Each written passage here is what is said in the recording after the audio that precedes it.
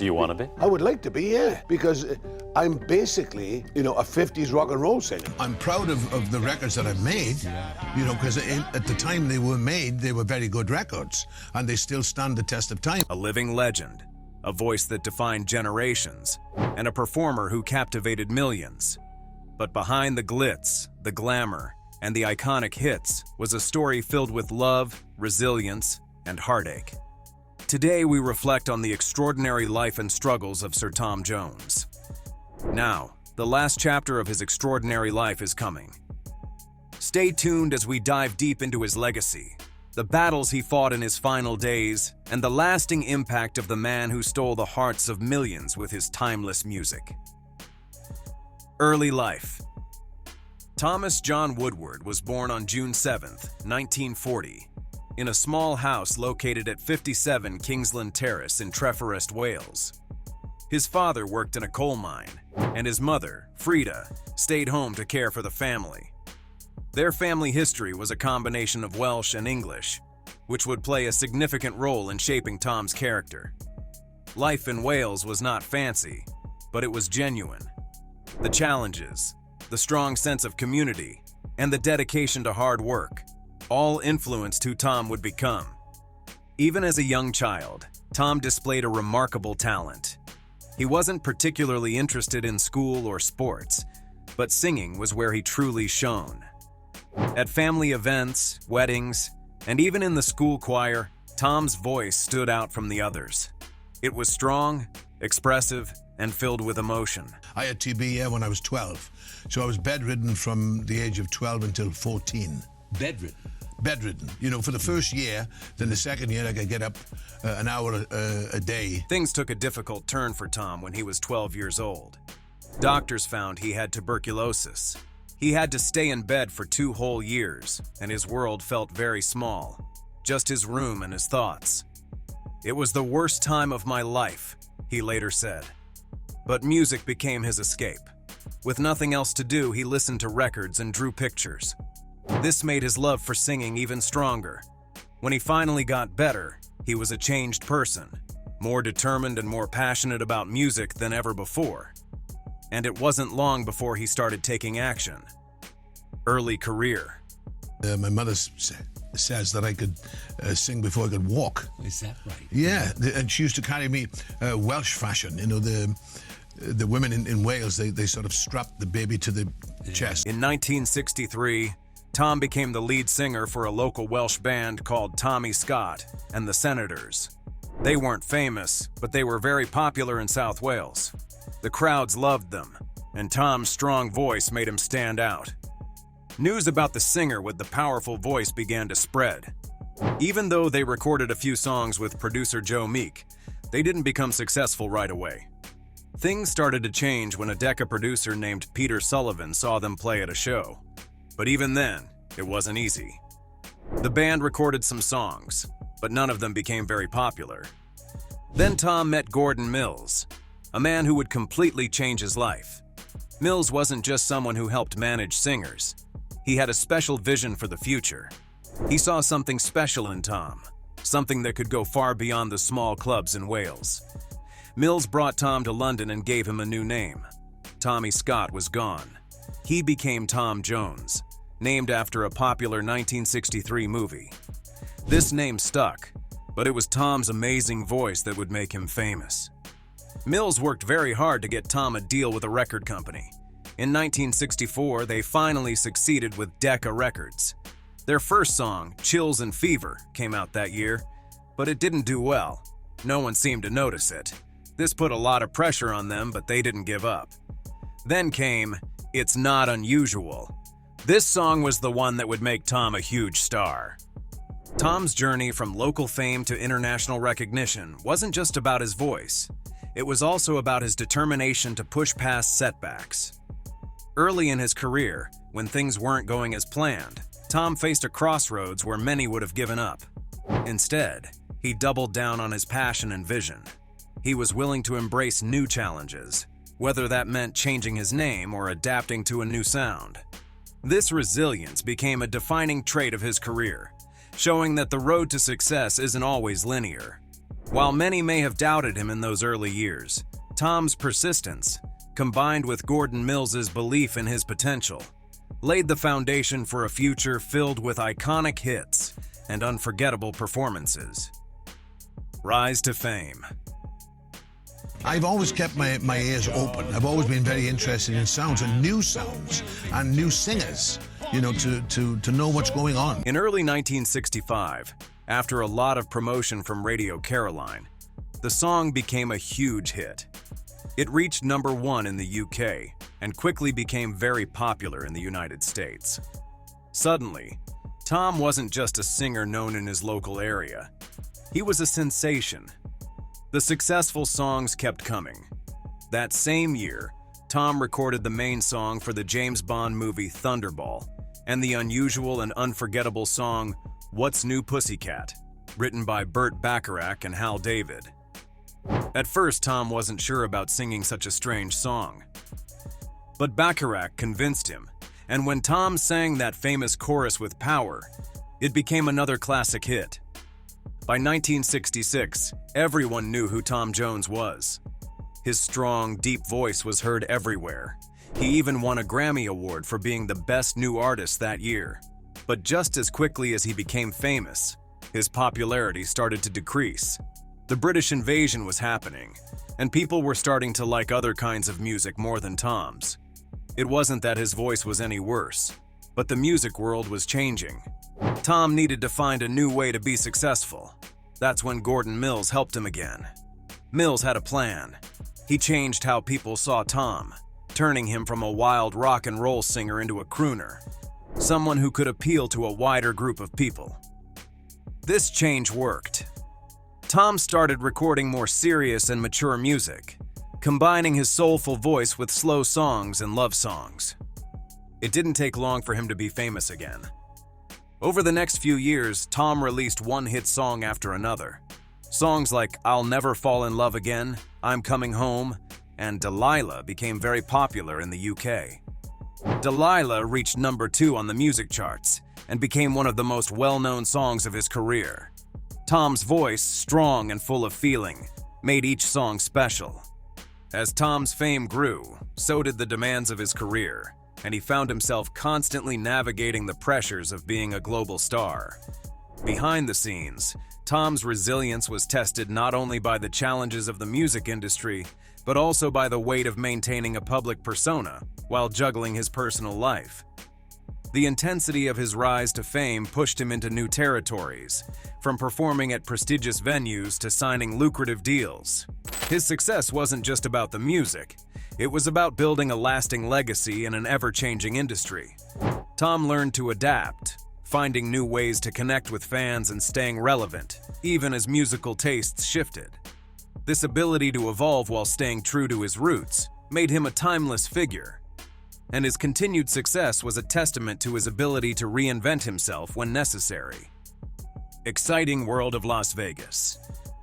When I was in Vegas at the same time as Frank Sinatra and Elvis Presley, I recorded an album called From the Heart, they called it. I don't know why, but it was a bunch of standards that I did, you know, with big arrangements. In 1967, Tom Jones entered the exciting world of Las Vegas for the very first time, performing at the Flamingo Hotel. This was a very important moment in his career. The glamorous and energetic atmosphere of Vegas was a perfect fit for his personality, and the people who watched his shows loved his big and exciting stage presence. Soon, his shows became famous. Tom wasn't just singing anymore, he was putting on a fantastic show. His shirts were often half open, he wore tight pants, and he had an open and inviting look, which made him seem very attractive and added a special kind of excitement to his powerful voice. Vegas became like a second home for him, and from that time on, he performed there for at least 1 week every year until 2011. But Jones didn't just focus on live shows. From 1969 to 1971, he became very famous because of his own TV show called This Is Tom Jones, which was shown in the UK and the US. The show was worth a huge amount of money at the time, £9 million, which was an incredibly large sum, especially for a boy from Wales who once just wanted people to hear him sing. The show had many different singers performing together, funny skits, and Jones's special personality, which helped keep him in the public eye while he continued to make hit songs.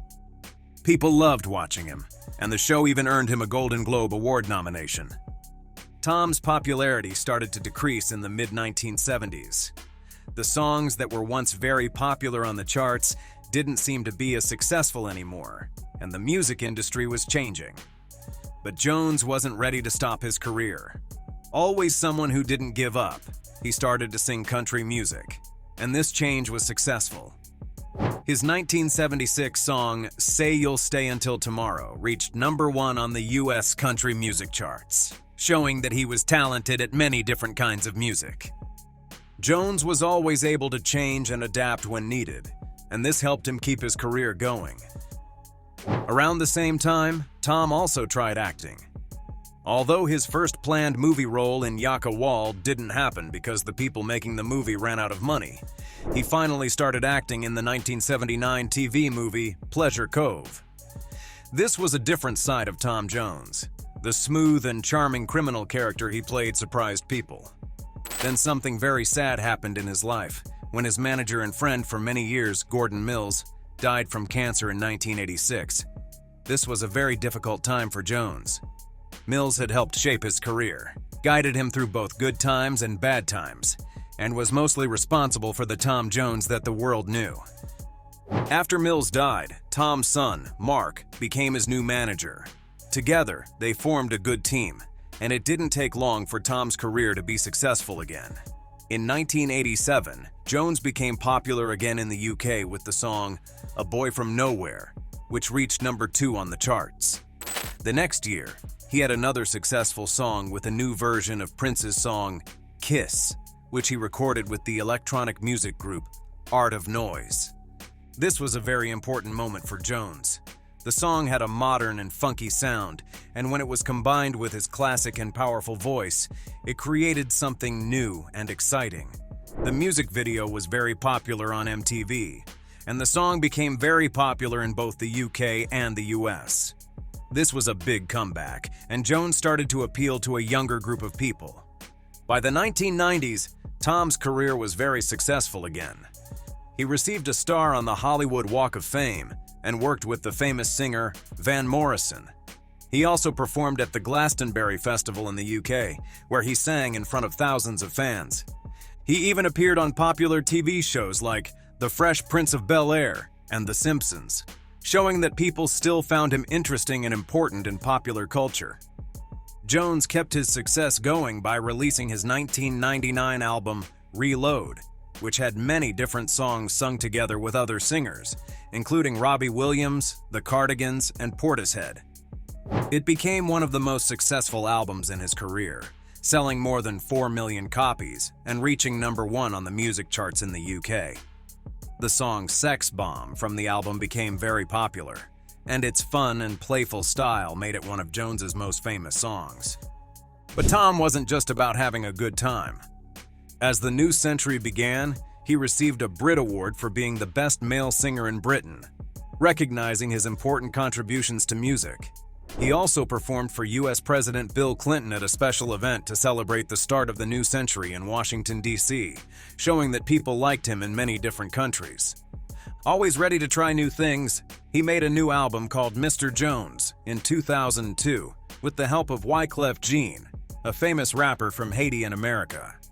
This album was different from his usual music, but once again, Tom showed that he wasn't afraid to try something new. In 2006, Queen Elizabeth II honored Tom Jones with the title of Knight. This was a very important achievement for the boy from Treforest, Wales.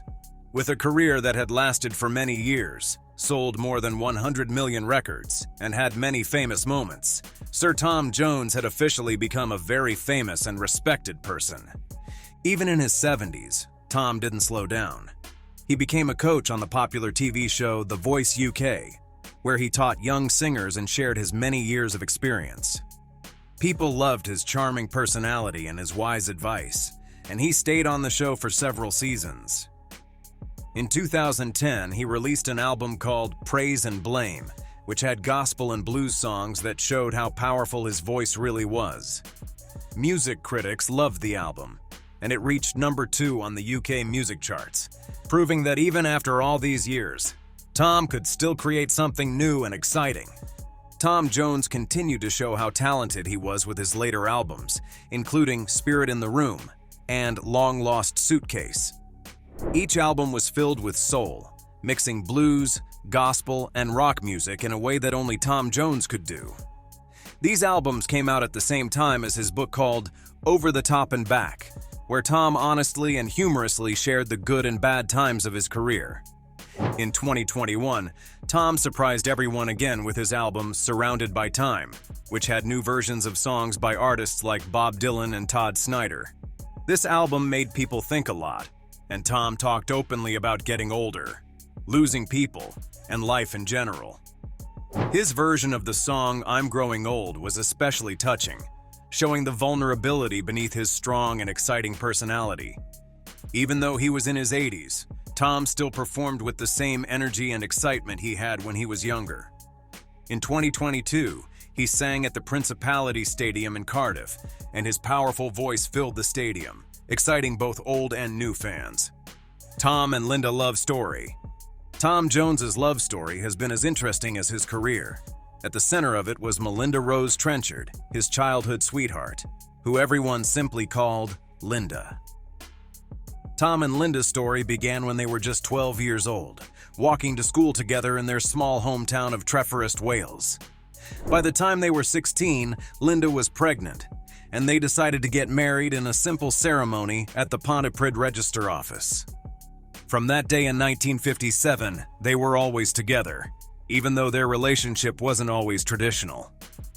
As Tom's career became very successful in the mid-1960s, Linda mostly stayed away from the public eye. While he was traveling the world and recording some of the most popular songs of that time, Linda stayed at home, taking care of their son Mark and keeping everything together.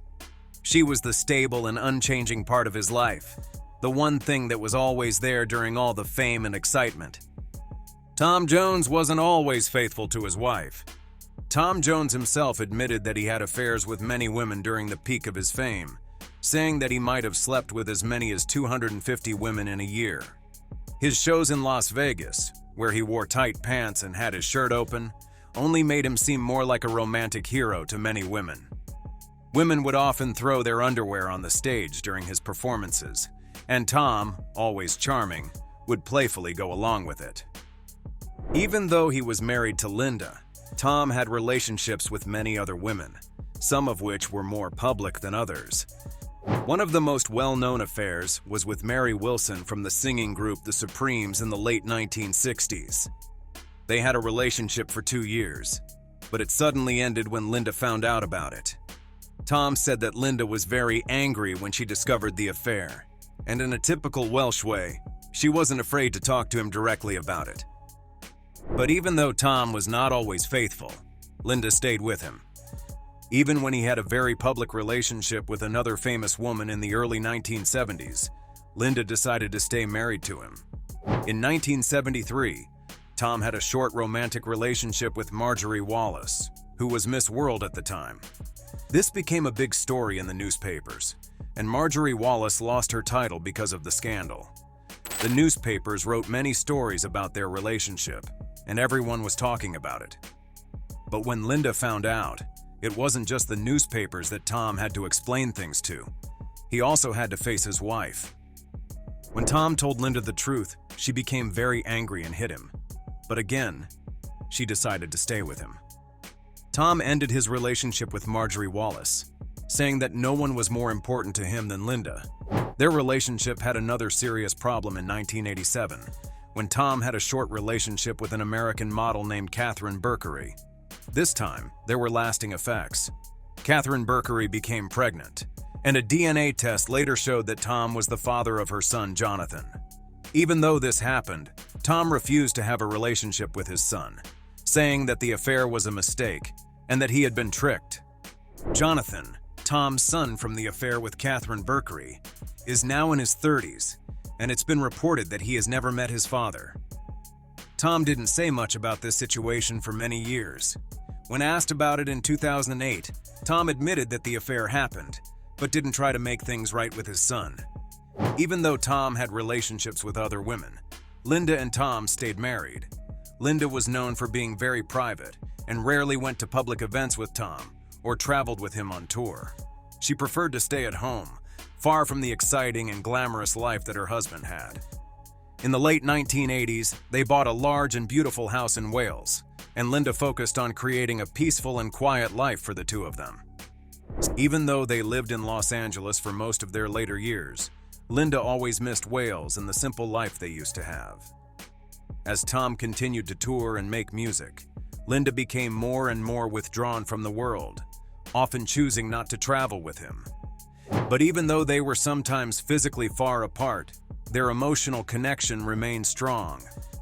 Tom once said that Linda was the most important thing in my life, and he even admitted that he couldn't lie to her because they both grew up in Wales and shared the same values.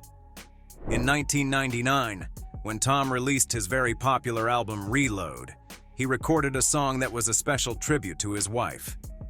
The song, called The Road, talked about the long journey they had taken together and the deep love he felt for her, even though they had some difficult times. The lyrics say, "All that I know is wherever I go, the road always returns to you," which shows that Tom realized that no matter how famous he became, Linda was always the most important person in his life. Linda's death. In 2016, something very sad happened to Tom and Linda. After a long fight against lung cancer, Linda died. Tom was heartbroken. He had been with her for 59 years, and losing her was the hardest thing he had ever experienced. In interviews after she died, Tom talked about how much Linda meant to him. She had been the foundation of his life, the thing that kept him steady. But in her final moments, Linda encouraged Tom to keep going and not let her death break him. One particular song became a powerful symbol of their love. "I Won't Crumble With You If You Fall," a new version of an old song that Tom recorded in 2021, was inspired by Linda's words. The song is about being there for someone when they are going through a difficult time, but also having the strength to keep moving forward. For Tom, this song was a way to remember Linda and to honor her wish for him to continue doing what he loved: singing. After Linda died, Tom moved back to the UK, fulfilling her last wish for him. He left the big house in Los Angeles that she had decorated because he no longer felt happy there without her. Tom's performances became a way for him to deal with his sadness, and he often talked about how he felt Linda was with him every time he went on stage. In the years since Linda passed away, Tom has made it clear that Linda was the love of his life, and he would never marry again. He said in an interview, "There's no history with anybody else. Despite the fame, the affairs, and the glamorous life he lived, Linda was always the most important woman in his life. Their marriage wasn't always perfect, but in the end, it was real." For Tom, the lasting effect of his love for Linda can be seen in his music. Even now, as his voice has become deeper with age, he sings with the same passion and feeling that first captivated people in the 1960s. He may have sung for millions of people, but only one woman truly held his heart. Tom's grief after Linda's passing was something he carried with him every day, but it also sparked a profound transformation in his music. Her death not only altered his personal life, but also reshaped his creative process. As a man who had always channeled his emotions into his performances, Tom found that the loss of Linda gave his voice a new depth, one that resonated with a vulnerability he had never fully explored before. This emotional shift in his artistry brought out a rawness in his songs, allowing fans to connect with him on a deeper level. Tom's dedication to his craft, coupled with the love he had for Linda, ensured that her memory would live on not just in his heart, but also through the music that continued to inspire generations. What are your Tom Jones memories? Let us know in the comments below. If you enjoyed this video, give it a thumbs up, subscribe to our channel for more fascinating stories, and don't forget to check out one of the 2 videos on your screen. We'll see you in the next one.